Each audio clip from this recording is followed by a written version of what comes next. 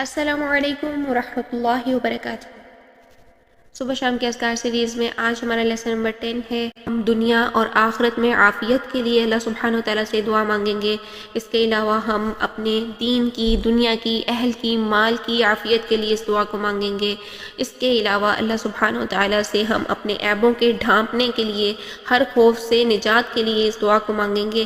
اس کے علاوہ اللہ سبحانہ و تعالیٰ کی حفاظت کے لیے اس دعا کو مانگیں گے کہ اللہ سبحانہ و تعالیٰ ہمارے سامنے سے، پیچھے سے، دائیں سے، بائیں سے، اوپر سے، نیچے سے، ہر طرح سے اللہ سبحانہ و تعالیٰ ہمیں اپنی حفاظت میں لے لے کہ ہم اچانک ہلاک نہ کر دیے جائیں۔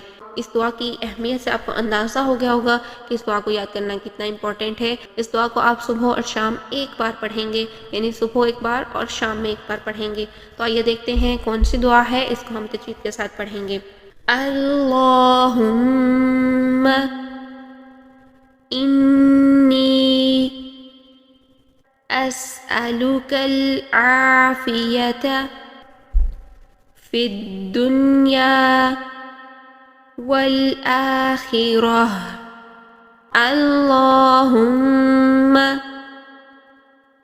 إني أسألك العفو والعافية في ديني ودنياي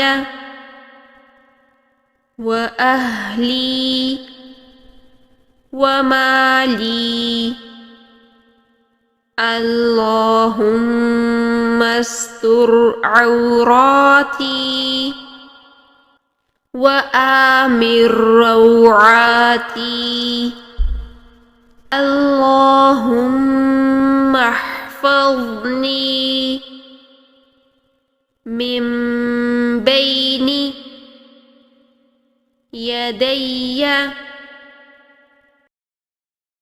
ومن خلفي وعن يميني وعن شمالي ومن فوقي وأعوذ بعظمتك أن أغتال من تحتي اللهم إني أسألك العافية في الدنيا والآخرة اللهم إني أسألك العفو والعافية في ديني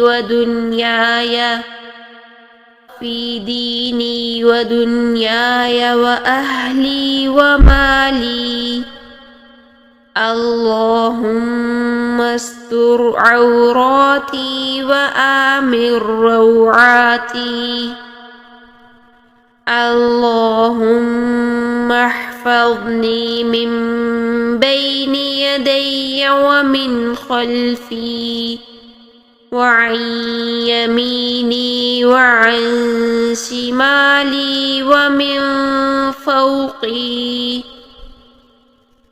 وأعوذ بعظمتك أن أغتال من تحتي۔ اے اللہ، بے شک میں آپ سے دنیا اور آخرت میں عافیت مانگتا ہوں۔ اے اللہ، بے شک میں آپ سے درگزر کا اور اپنے دین، دنیا، اہل اور مال کی عافیت کا سوال کرتا ہوں۔